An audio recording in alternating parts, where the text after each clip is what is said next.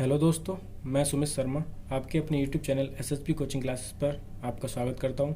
दोस्तों, हमने पिछली वीडियो में अलजेब्रा एसडी यादव मैथ का चैप्टर सॉल्व कर रहे थे, तो जिसमें हमने 66 तक क्वेश्चन सॉल्व किए थे। आज हम क्वेश्चन नंबर 67 सॉल्व करेंगे। तो देखते हैं हम क्वेश्चन नंबर 67। क्वेश्चन नंबर 67 हमारा क्या कहता है कि 60 छात्रों की कक्षा में प्रत्येक लड़के ने कक्षा में लड़कियों की संख्या के बराबर रुपयों का योगदान दिया तथा प्रत्येक लड़की ने कक्षा में लड़कियों की संख्या के बराबर रुपयों का योगदान दिया। यदि कुल 1600 रुपये एकत्रित किए गए तो कक्षा में लड़के हैं।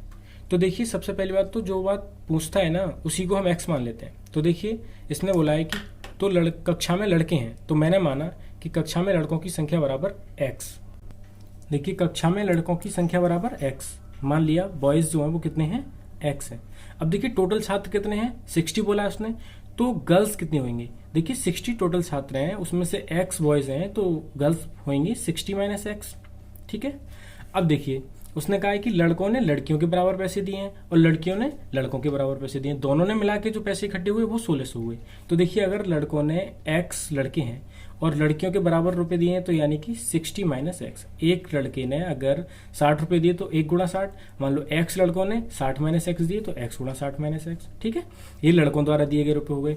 अब लड़कियां कितनी है, 60 माइनस एक्स, उन्होंने दिए लड़कों के बराबर, तो लड़के कितने, एक्स, तो गुणा एक्स। ठीक है, बराबर इन दोनों ने जो दिए, जो इकट्ठे हुए पैसे वो हुए 1600 रुपए। ठीक है, तो इस तरह से ये हमारा एक समीकरण बन गया। ठीक है, अब देखिए, x 60 minus x, 60 minus x x, देखिए ये क्या हो गया, 2 60 माइनस एक्स इंटू एक्स बराबर 1600। ठीक है, 2 से इसको काटोगे तो ये 800 बार कट जाएगा। एक्स की गुणा करेंगे तो ये हो जाएगा 60x माइनस एक्स स्क्वायर बराबर 800। ठीक है, देखिए ये माइनस का एक्स स्क्वायर है, इसको अगर सही करके लिखें तो ये प्लस का 60x है, ये 800 इधर आके माइनस का हो जाएगा बराबर 0। देखिए, माइनस एक्स स्क्वायर का गुणांक माइनस में, इसको अगर हमें हटाना है तो हम माइनस से गुणा कर देंगे, तो माइनस वाला प्लस और प्लस वाला माइनस हो जाएगा। ठीक है, बराबर 0।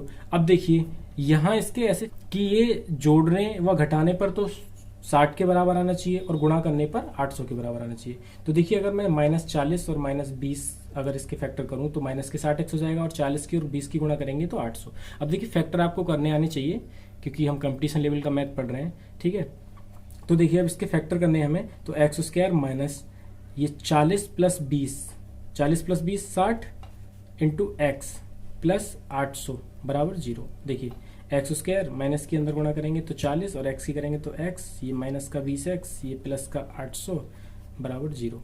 देखिए, यहाँ x कॉमन है तो यहाँ हो जाएगा आपका x माइनस 40, यहाँ माइनस का 20 कॉमन है तो यहाँ हो जाएगा x माइनस 40 बराबर 0। तो यहाँ से क्या कॉमन है, x माइनस 40, और यहाँ क्या बचा, x और यहाँ 20 बराबर 0। एक बार आप x माइनस 40 बराबर 0 रख दीजिए तो x बराबर 40, एक तो x का मान आ गया 40। एक बार x माइनस 20 बराबर 0 रख दीजिए तो एक x का मान आ गया 20। अब देखिए, यदि आप एक बार लड़कों की संख्या 40 मानेंगे तो लड़की कितनी आ जाएंगी, 20। एक बार आप लड़कों की संख्या को 20 मानेंगे तो लड़कियों की संख्या कितनी आ जाएगी, 60 माइनस 20 यानी कि 40। अब देखिए, डिपेंड करेगा कि आपका ऑप्शन क्या है। तो ऑप्शन में आपके दे रखे हैं कि, देखिए मैं दिखाता हूं आपको ऑप्शन। देखिए, ऑप्शन में दे रखे हैं आपके 50, 20, 25 और डाटा पर्याप्त नहीं है। तो देखिए, 20 ऑप्शन में दे रखा है तो लड़कों की संख्या को हम क्या मानेंगे, 20 मानेंगे। ठीक है, इस तरह से हमारा ये क्वेश्चन नंबर 67 कंप्लीट हुआ। अब देखिए, क्वेश्चन नंबर 68, 3 क्रमिक पूर्णांकों के वर्गों का योग 2030 है, बीच का पूर्णांक है। तो देखिए, क्रमिक का मतलब लगातार, यानी कि अगर एक x है तो नेक्स्ट क्या होगा, x प्लस 1, उससे नेक्स्ट क्या होगा, x प्लस 2। इस तरह से 3 क्रमिक पूर्णांक होंगे, उनके वर्गों का योग 2030 है। तो देखिए, वर्गों का योग लेना है हमें, तो कैसे करते हैं। देखिए, 3 क्रमिक पूर्णांक मैंने माना कि पहला x, दूसरा x प्लस 1, तीसरा x प्लस 2, इनके वर्गों का योग, यानी कि वर्ग करो फिर इनका योग। ठीक है, कितना दे रखा है, 2030। वही तरीका है हमारा करने का, एक्स स्क्वायर ये a प्लस बी की फॉर्म में बन गया, तो देखिए a square plus b square plus 2ab, फिर इसको भी खोलो, a प्लस बी का whole square, a square plus b square plus 2ab यानी कि 2ab 4x बराबर 2030। ये 4x है। ठीक है, अब देखिए, x square x square x square यानी कि 3x स्क्वायर, 2x और 4x 6x, 4 और 1 5, ये माइनस का हो जाएगा इधर आगे 2030 बराबर 0, 3x² प्लस के 6x, ये माइनस का 2025 बराबर 0। यहाँ से पूरी टर्म में से 3 कॉमन आ जाएगा, तो 3 जब कॉमन लेंगे तो यहाँ बचेगा x², यहाँ 2x माइनस 3 छंग 18 है, 2 बचा 22 हो गया, 3 7 21, 3 5 15, 3 को जब 0 के इधर पहुँचाएंगे तो 0 हो जाएगा। तो देखिए क्या बचा, x² प्लस 2x माइनस के 675 बराबर 0। अब देखिए 675 के ऐसे फैक्टर कीजिए जोड़ने घटाने पर तो 2 के बराबर आए और गुणा करने पर 675 के। तो देखिए 675 के जब आप फैक्टर करेंगे तो आपको तरीका ये भी है, आप इस तरह से भी कर सकते हैं, 3 दूनी 6, 3 दूनी 6, 3 पंजे 15, 3 7 21, 3 पंजे 15, 3 दूनी 6, 3 पंजे 15, 5 25, 5 एकम 5। अब देखिए 5 25, 3 तिया 9 तिया 27, 27 में से अगर 25 जाएंगे तो 2 बचेंगे, 27 के और 25 की गुणा करेंगे तो 675। ठीक है, तो देखिए आप यहाँ 27 प्लस का 25 माइनस का, इसको इस तरह से मान सकते हैं। तो देखिए जब यहाँ प्लस का है तो बड़ी वाली संख्या तो प्लस की होगी और ये छोटी वाली संख्या माइनस की होगी। अब देखिए क्या होगा कि जब आप इसको प्लस की 0 के बराबर रखेंगे तो ये तो माइनस में आएगा, जब आप माइनस वाली संख्या को 0 के बराबर रखेंगे तो ये प्लस का आएगा। तो यानी कि हमारी जो वैल्यूएबल संख्या होगी वो ये वाली होगी। तो यानी कि x का मान क्या आएगा 25। ये आपको मैं एक तरीका ट्रिक का बता रहा हूँ, वरना आप इसको यहाँ से आगे फैक्टर करेंगे जैसे हमने पहले क्वेश्चन में किया था, सेम वैसे ही करते चले जाएंगे। तो देखिए इस तरह से आप कर सकते हैं। तो x का मान अगर 25 आया तो देखिए बीच वाली संख्या को पूछा है, तो बीच वाली संख्या कितनी है हमारी x प्लस 1। तो जब x का मान 25 आया और प्लस 1 करेंगे तो हमारा मान कितना आ जाएगा 26, यानी कि बीच वाली संख्या क्या होगी वो 26। अब देखिए इसका मतलब क्या हुआ कि एक संख्या 25, एक 26, एक 27, इनके अगर वर्गों को जोड़े हम तो कितना आ जाना चाहिए 2030 आ जाना चाहिए। तो देखिए यही क्या है हमारा आंसर है। ठीक है, क्वेश्चन नंबर हम 69 देखेंगे। देखिए क्वेश्चन नंबर 69 क्या कहता है कि किसी संख्या और उसके वर्ग का योग 182 है तो वह संख्या है। तो देखिए इस तरह के सवालों को आप कर सकते हैं कि मान लो ये 69 क्वेश्चन है, आप इसे वैसे भी कर सकते हैं कि एक संख्या हमने x मानी, उसका वर्ग क्या होगा x², इन दोनों का जो योग है वो 182 है। तो आप देखिए इसको फैक्टर बना सकते हैं क्योंकि 2 यहाँ से मीटर बन गई, इसके 2 मान आ जाएंगे तो जो प्लस का आएगा उसको हम x का मान मान लेंगे। एक तो तरीका ये है। एक है देखिए आपके पास ऑप्शन का तरीका है। तो ऑप्शन का तरीका क्या है, देखिए इसमें अगर आप ऑप्शन देखें तो एक 91, 13, 28 और 15। आप देखिए छोटा ऑप्शन क्या है 13 और 15, तो आप 182 है तो लगभग 13 या 15 के पास में ही ये आ जाएगा। 28 और 91 का तो बहुत ज्यादा हो जाएगा। तो देखिए हम सबसे पहले ऑप्शन बी उठा के देखते हैं 13, कि मैंने मान लिया एक संख्या को 13। ठीक है, अब इससे सॉल्व करके देख लीजिए, संख्या मानी 13 और उसके वर्ग का योग यानी कि उसका वर्ग कितना होगा 13 का 169। मैंने बताया था आपको 30 तक वर्ग याद हो जानी चाहिए। तो देखिए इन दोनों को जो जोड़े हम तो कितना आ जाना चाहिए 182 आ जाना चाहिए। तो देखिए 9 और 3 12 का 2 हासिल 1, 6 और 1 7 और 1 हासिल का 8, 182, यानी कि वो संख्या हमारी क्या होगी 13 होगी। तो इस तरह से आप से ऑप्शन से भी कर सकते हैं तो छोटा पड़ जाएगा ये। ठीक है, तो हम इसी तरह से करेंगे। बाकी आपको अगर करना है तो मैंने एक क्वेश्चन बनवा दिया, आप इस तरह से कर सकते हैं। ठीक है, क्वेश्चन नंबर हम देखेंगे 70। दो धनात्मक संख्याओं का अंतर 3।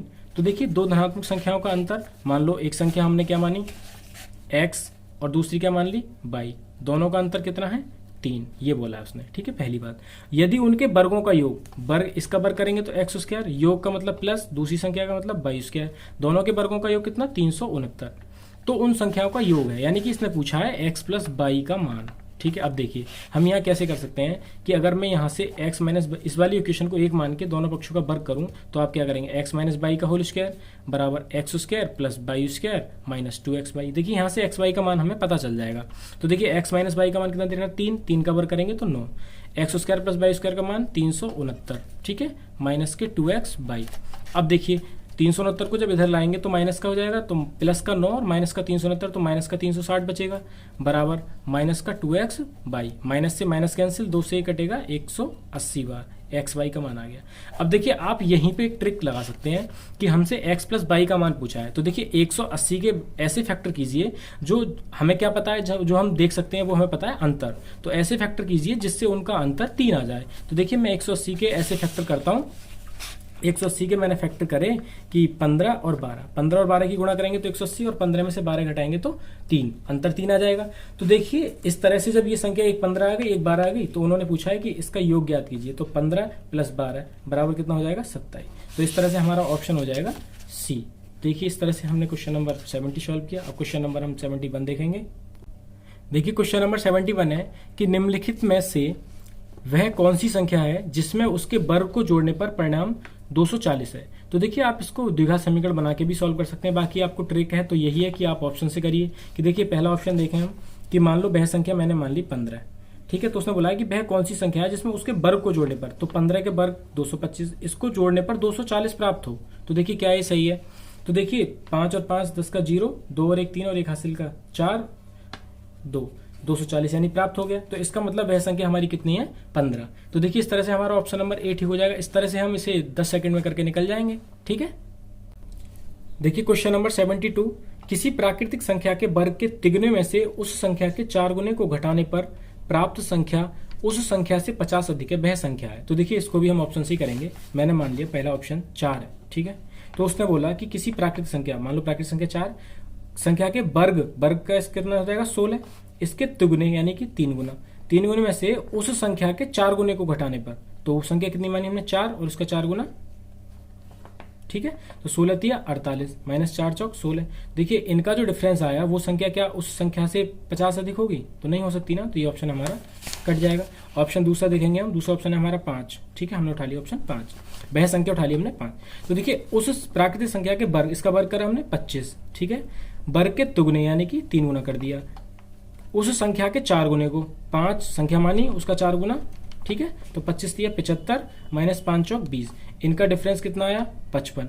तो देखिए वह संख्या हमारी 5 थी और जो हमारा डिफरेंस आया वो 55 आया। तो क्या उस संख्या से जो ये डिफरेंस आया वो 50 अधिक है या नहीं, तो 55 में से 5 घटाएंगे कितना बचेगा 50। तो इसका मतलब हमारा ऑप्शन बी ठीक है। तो इस तरह से हमने क्वेश्चन नंबर 72 सॉल्व किया। अब देखिए हम क्वेश्चन नंबर 73 देखेंगे कि किसी काम को करने में बी द्वारा लिए गए समय से ए 5 घंटे अधिक लेता है, ठीक है। यदि वे दोनों एक साथ काम करके 6 घंटे में काम को पूरा करते हैं तो ए स्वतंत्र रूप में काम को पूरा करने में कितने घंटे समय लिया, यानी ए ने कितने घंटे समय लिया। तो देखिए यदि मैंने मान लो कि ए मान लिया और ये मान लिया बी, अब ये इसने कहा कि बी को काम करने में लिए गए समय से ए 5 घंटे अधिक लेता है, तो मैंने मान लिया बी टी टाइम लेता है, तो ये कितना लेगा टी प्लस 5। या इसको ऐसे भी बोल सकते हैं कि ए ने 15 घंटे लिया तो बी ने उससे 5 घंटे कम समय लिया, दोनों ही बात ठीक है। तो देखिए दोनों जो करते हैं ए प्लस बी, वो हमारा दोनों मिलकर करते हैं 6 घंटे में पूरा, ठीक है। अब देखिए इसको आप इस तरह से करेंगे कि इसका एलसीएम लेंगे, 1 घंटे में ए द्वारा किया गया काम 1/t प्लस 5, बी द्वारा 1 घंटे में किया गया काम 1/t, दोनों द्वारा किया गया काम 1/6, दोनों को बराबर रखेंगे तो उस तरह से द्विघात समीकरण बनेगी, बहुत बड़ा हो जाएगा। अगर हम कंपटीशन लेवल सॉल्व कर रहे हैं तो देखिए हमें क्या करना पड़ेगा कि हमें ऑप्शन से देखना पड़ेगा, ठीक है। तो देखिए अगर मैंने यहाँ उसने ए का मान पूछा है तो मैंने ए का मान अगर 15 मान लिया कि ए ने 15 घंटे में किसी काम को किया, ठीक है। तो बी क्या लेता है 5 घंटे कम लेता है, तो बी का मैंने मान लिया 10। दोनों का अगर हम एलसीएम लें तो दोनों का एलसीएम कितना आ जाएगा, दोनों का एलसीएम आ जाएगा 30। एलसीएम देखिए ऐसी संख्या लेते हैं जो दोनों से कट जाए, 15 दूनी 30, 10 तिया 30, दोनों की क्षमता कितनी है, एक की 2 और बी की 3। तो देखिए 30 टोटल कार्य है, दोनों द्वारा करना है तो 2 और 3 5, 5 से 6 30 को काटेंगे तो 6, तो यानी कि दोनों द्वारा लिया गया समय 6 घंटे। इसका मतलब ये हमारा ऑप्शन ठीक है। तो देखिए ए द्वारा जो लिया गया समय है वो 15 घंटे है, तो ऑप्शन हमारा बी सही हो जाएगा। इस तरह से हम इसको जल्दी करके निकल जाएंगे, ठीक है। अब बाकी आप अगर इसको द्विघात समीकरण से बनाना चाहें तो मैं आपको जो आपका चैप्टर होगा वर्क एंड टाइम वाला उसमें इसको करा दूंगा, ठीक है। अब देखिए क्वेश्चन नंबर 74, एक कार्य को पूरा करने में अभिषेक अनुभव से 6 दिन कम लेता है। यदि वे दोनों उस कार्य को 4 दिन में पूरा करते हैं तो अनुभव अकेला उस कार्य को कितने दिन में करेगा। तो देखिए मैंने मान लिया अभिषेक और ये क्या है अनुभव, ठीक है। अनुभव से 6 दिन कम लेता है, अनुभव मान लो टी दिन लेता है तो ये कितना लेगा टी माइनस 6, अनुभव से 6 दिन कम लेता है तो, ठीक है। यदि वे दोनों 4 दिन में करें तो यानी कि अभिषेक प्लस अनुभव ये कितने दिन में करते हैं 4 दिन में करते हैं। अब देखिए आपको यहाँ ऑप्शन देखने पड़ेंगे कि मैंने मान लिया कि पूछा क्या अनुभव का पूछा है, तो अनुभव का आपने मान लिया 16 दिन में करता है अनुभव, ठीक है। तो अनुभव 16 दिन में करता है तो अभिषेक कितने दिन में करेगा 6 दिन कम में यानी कि 10। इन दोनों का एलसीएम लें तो ये कितना आ जाएगा 80, 10 अट्ठे 80, 16 पंजे 80। अब देखिए 8 5 13, दोनों की क्षमता 13 बैठेगी और टोटल काम 80 करना है। तो देखिए आपका दोनों के द्वारा काम करने के बाद 4 घंटे नहीं आ रहा, इसका मतलब हमारा ऑप्शन गलत है। अब देखिए हम दूसरा देखेंगे, मैंने मान लिया अनुभव करता है 12, ऑप्शन बी देखो कि 12 दिन में अनुभव करता है, तो अभिषेक 6 दिन कम लेता है तो यानी 6 में करेगा। दोनों का एलसीएम आया तो 12, 6 दूनी 12, 12 एकम 12। अब देखिए दोनों की कैपेसिटी कितनी है 2 और 1 3 और टोटल काम कितना है 12, दोनों से कराएंगे 3 चौक 12। इसका मतलब जो हमारा सवाल में बोला था कि अनुभव और अभिषेक 4 दिन में कर सकते हैं, तो यहाँ से भी हमारा 4 दिन आ रहा है। इसका मतलब अनुभव जो अकेला उस कार्य को करेगा वो 12 दिन में करेगा। ठीक है, क्वेश्चन नंबर हम 75 देखेंगे। देखिए वो भी कुछ इस तरह से ही है कि 75 क्वेश्चन है, ये हमारा 74 था, ये हमारा 73 था।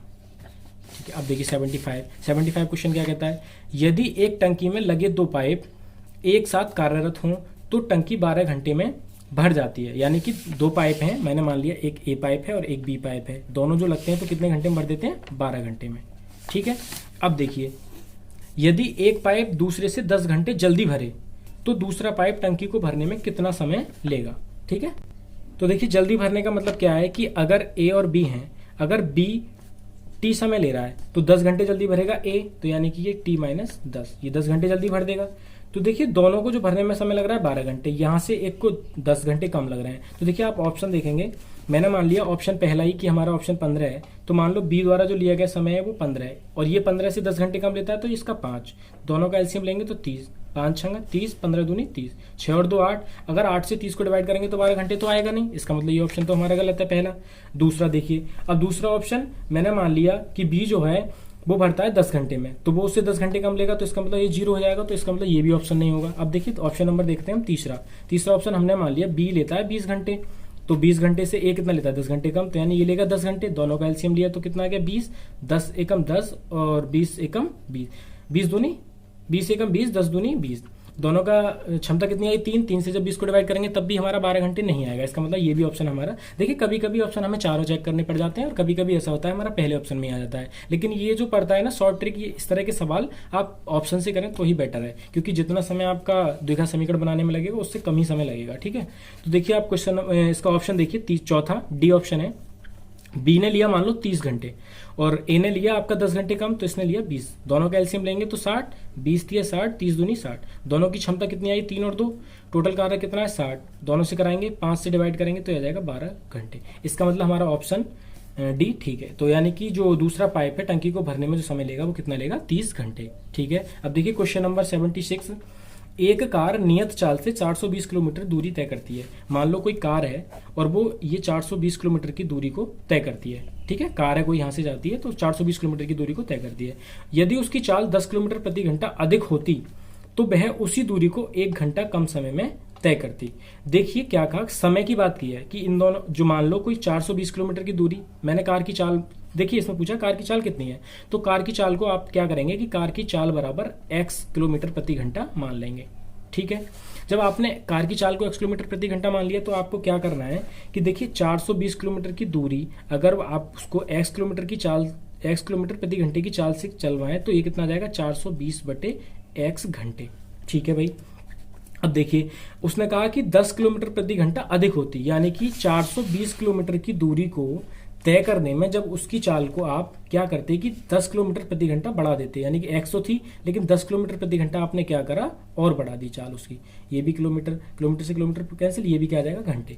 तो देखिए जब इन दोनों का जो डिफरेंस है, यानी कि जब ये चलती है इस चाल से तो इनका जो डिफरेंस आता है वो 1 आता है, यानी कि समय का डिफरेंस कितना आता है 1। देखिए कि यदि उसकी चाल 10 किलोमीटर प्रति घंटा अधिक होती तो वह उसी दूरी को 1 घंटा कम समय में तय करती, यानी कि उसका जो डिफरेंस आया वो कितना दिखा रहा है 1 घंटे। तो देखिए हमने ये 1 घंटे इसके बराबर रख दिया। अब देखिए आपको सबसे सरल तरीका मैं बता रहा हूँ ऑप्शन का। आप देखिए इसको यहाँ से करेंगे सॉल्व तो आप द्विघात समीकरण बनाएंगे, आप द्विघात समीकरण के बाद इसको सॉल्व करेंगे बहुत बड़ा हो जाएगा। आप ऑप्शन से करिए, मैंने मान ली कि उसकी जो देखिए क्या पूछा कार की चाल क्या मानी हमने x, तो मैंने मान लिया कि कार की चाल 60 किलोमीटर प्रति घंटा है पहला ऑप्शन। तो देखिए रख के देख लेते हैं, 420 किलोमीटर की दूरी को 60 किलोमीटर प्रति घंटे की चाल से चलाया जाए तो ये कितना आ जाएगा 7 घंटे।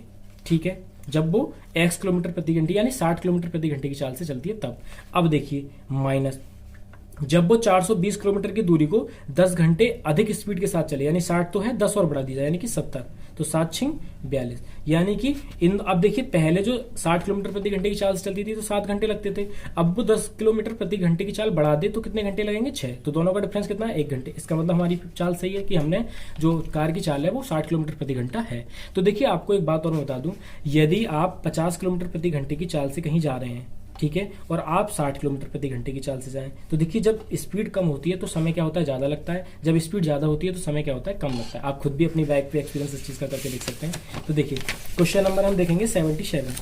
क्वेश्चन नंबर 77 भी इस तरह का ये हमारा कि एक ट्रेन 90 किलोमीटर की दूरी समान गति से तय करती है। यदि उसकी चाल 15 किलोमीटर प्रति घंटा बढ़ा दी जाए तो समय 30 मिनट कम लगता है। देखिए वहां घंटा दे रखा था या मिनट दे रखी है, कोई बात नहीं है, हम इसको सॉल्व करेंगे। ट्रेन की वास्तविक गति थी, तो देखिए मैंने मान लिया ट्रेन की चाल को कि ट्रेन की चाल बराबर x, ठीक है, x किलोमीटर प्रति घंटा। अब देखिए उसने कहा कि ट्रेन 90 किलोमीटर की दूरी समान गति से तय करे। तो देखिए पहले 90 किलोमीटर की दूरी वो अगर तय करे तो x किलोमीटर प्रति घंटे की गति से करेगी, ठीक है, किलोमीटर से किलोमीटर कैंसिल, लिया जाएगा 90/x घंटे।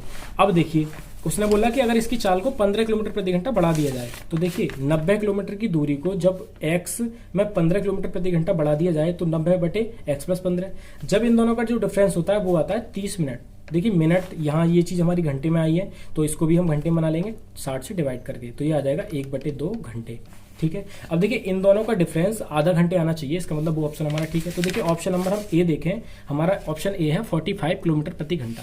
मैंने मान लिया कि 90 किलोमीटर की दूरी को वो 45 किलोमीटर प्रति घंटे की चाल से चले, तो किलोमीटर से किलोमीटर कैंसिल, 45 दूनी 90 यानी कि 2 घंटे आ गया, ठीक है।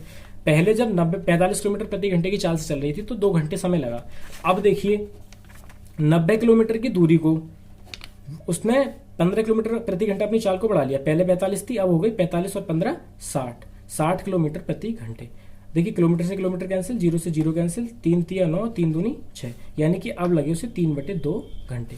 यहाँ से एलसीएम लें तो यह आ जाएगा 2 दूनी 4 - 3, यानी कि ऊपर 1/2, यानी कि 1/2 घंटा। इसका मतलब हमारा ऑप्शन ए ठीक है, जो ट्रेन की चाल है वो 45 किलोमीटर प्रति घंटे है।